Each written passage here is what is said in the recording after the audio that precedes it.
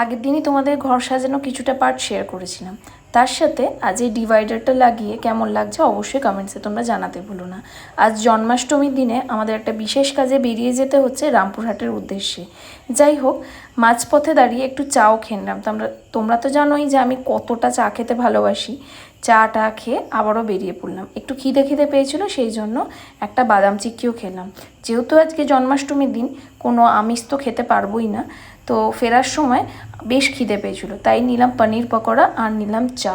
খুব রেলিশ করে চাটা খেলাম, কারণ চাটা মাছ নিডেড ছিল। যাই হোক, বাড়ি ফিরতে প্রায় রাত 10টা হয়ে গেছে এবং ইতিমধ্যেই একটা গুড নিউজও আছে। তার আগে তোমাদের বলে দিই, অনেকটা টাইম আমাদের মাঝপথে দাঁড়িয়ে যেতে হয়েছিল, যেহেতু অনেক ভিড় ছিল, মানে ট্রাফিকে আটকে গেছিলাম আমরা। যাই হোক, বাড়ি ফিরতে অনেকটাই রাত হয়ে গেছিলো, তাই এক্সাইটমেন্টটা সেভাবে তোমাদের শেয়ার করতে পারিনি। তবে শেষে তোমাদের বলে রাখি, আমার ইনস্টাতে মানে এই পেজটায় 20K ফলোয়ার হয়ে গেছে, আর এই সব কিছুই তোমাদের জন্য পসিবল হয়েছে। Thank you so much.